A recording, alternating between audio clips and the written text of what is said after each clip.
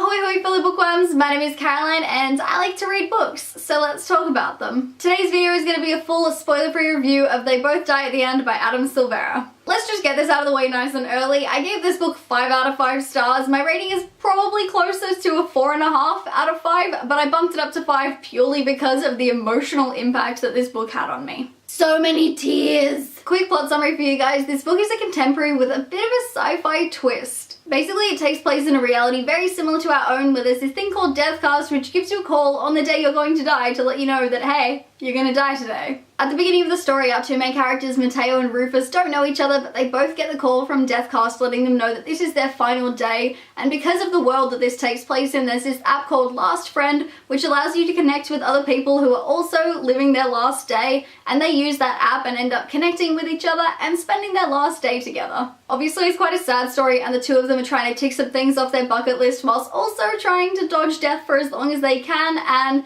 things happen, but that's all I really want to say about the plot. As always, I'm going to start by listing all the pros first, and then moving on to the cons. The first pro that I want to mention is the message behind this book. Yes, it is very much about death, but it's also very much about life, and as cheesy as that sounds, it's true. There's this theme kind of running throughout the book about living your life to the fullest and trying to live each day like it's your last and stuff like that, which I really enjoyed, but I feel the need to mention that for some people this would definitely be a con. Some people would probably find it like over the top or preachy or whatever, but I really enjoyed it, so for me it's definitely a pro. It was really interesting because while I was reading, my mind would kind of wander and I would think about how I would live my life differently if I found out that today was my last day or something like that. And it's not what you want to think about, but I couldn't really help that my mind wandered there, and like I said, it was really interesting and I really enjoyed that aspect of the story. Pro number 2 is the characters, and honestly I have so much to say about them, but because this is spoiler free,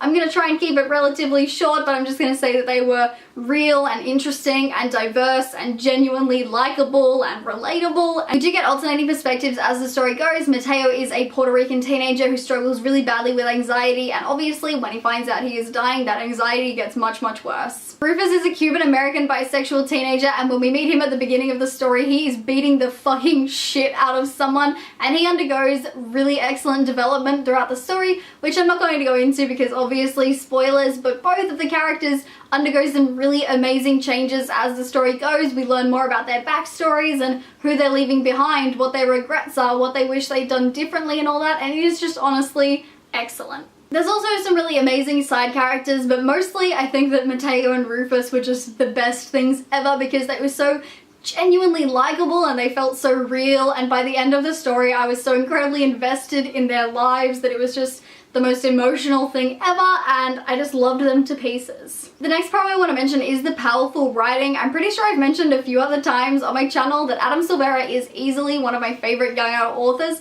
and I think this book is a great example of why. He writes really well but never does anything particularly remarkable with his writing. I don't want that to sound like an insult or anything. I just mean that he doesn't do these like lengthy descriptions like you would see in fantasy or anything like that. There's something really beautiful about the simplicity of his writing, and I think he absolutely nailed it in this book. There's a lot of times where he could have gone kind of over the top with the sadness, but he always held back and let the story tell itself, which I really appreciated. This is a bit of a slow book because so much of it is just the characters reflecting on their upcoming deaths, but because I cared so much about the characters and because I really enjoy Adam Silvera's writing style, it actually really worked for me and made it that little bit more enjoyable. The final pro that I want to mention is the ending, which I just think was super well done. Obviously the title is a massive spoiler, but I'm not going to discuss the ending because there are still other things that can be spoiled about it. Basically it was super emotional and I found myself thinking about it for a long time after I finished the book, and it was just awesome. On to the cons now, and I really only have one that I want to mention, which just shows how much I enjoyed this book.